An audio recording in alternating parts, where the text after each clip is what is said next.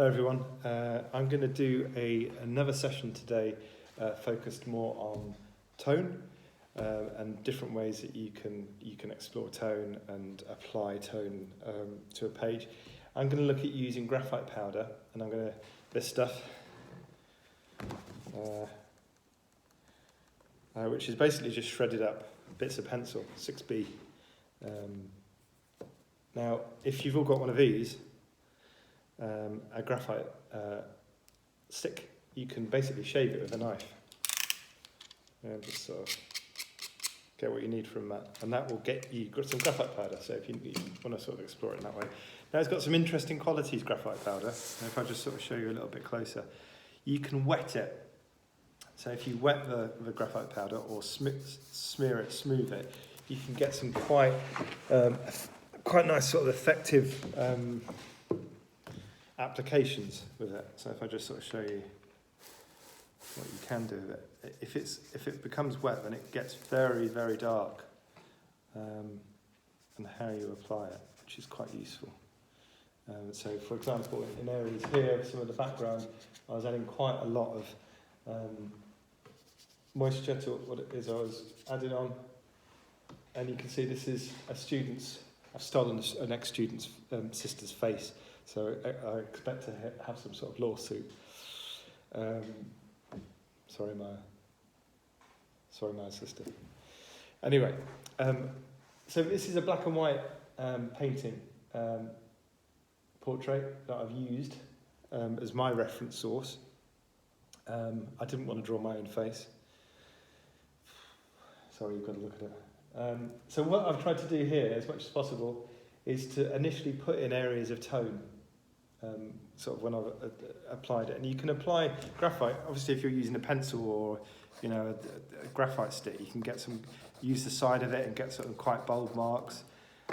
I always get students when they're starting off drawing, pencil, graphite powder, whatever it is that they're doing, using different sorts of marks, trying out the various different approaches that you can take. And if you're putting the graphite powder on, so you shaved some off, and then you're actually sort of adding it on in different ways. You need to try it out, yeah.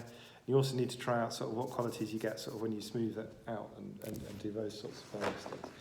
So just to sort of talk you through and sort of show you, I'm going to swap seats now and show you on this other side as I apply it.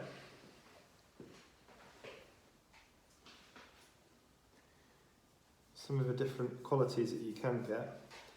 And obviously smoothing it over, I'm trying to identify sort of where some of the darker areas are.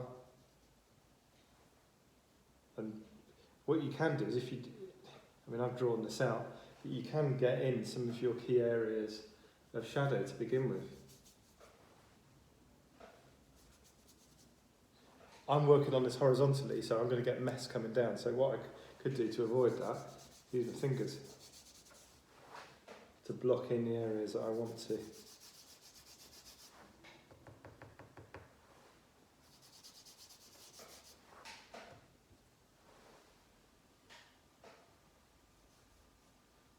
Now, just to illustrate with water, if you're applying in the darker areas on the white page,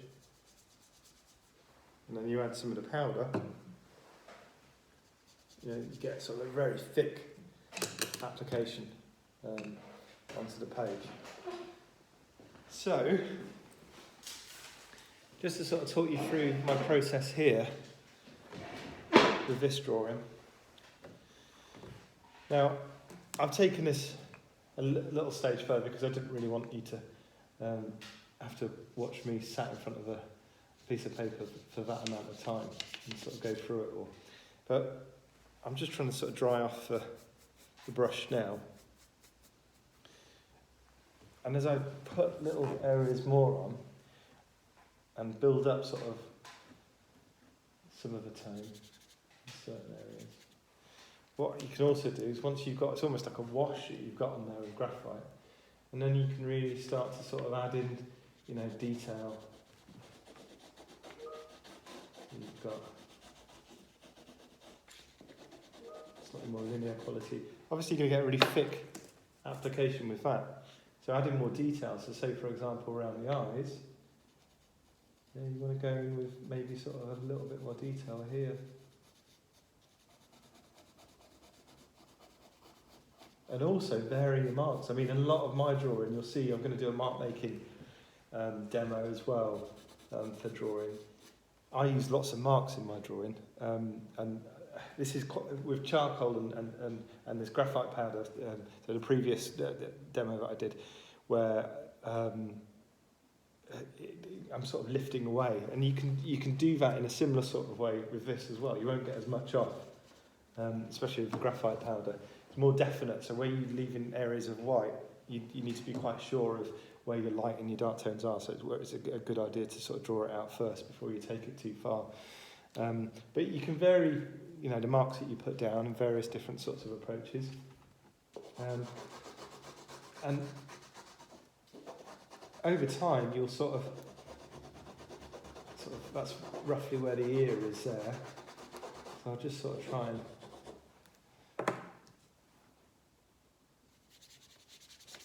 bring a bit more detail to that.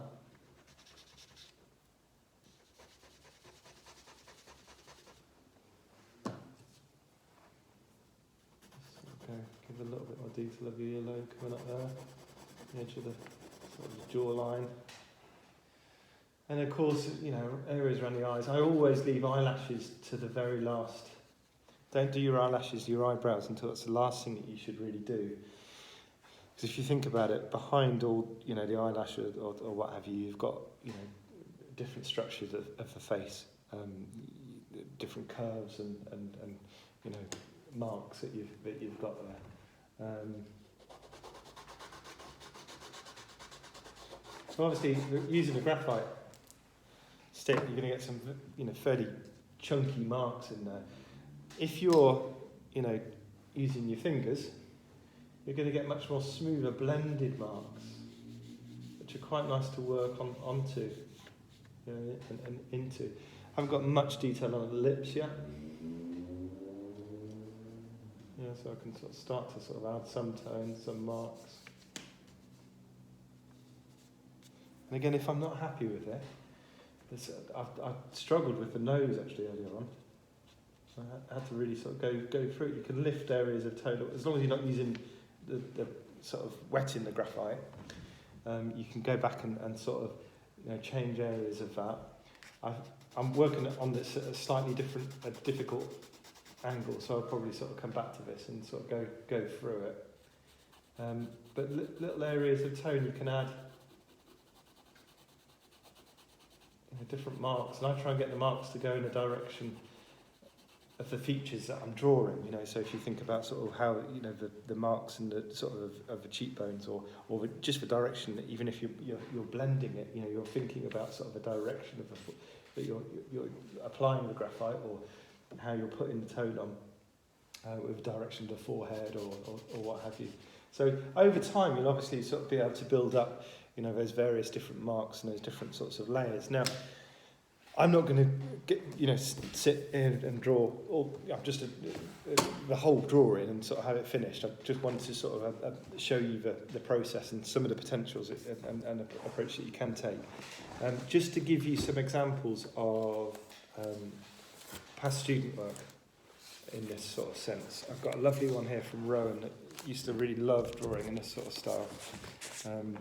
So yeah, you get a little bit of glare off the reflection, but you can sort of see there, clearly she's used quite dramatic use of tone on there, but also she's used very subtle areas. So she was very definite in the areas that she was going to be lighter and draw more sensitively and delicately onto those. I've got another one here for you as well.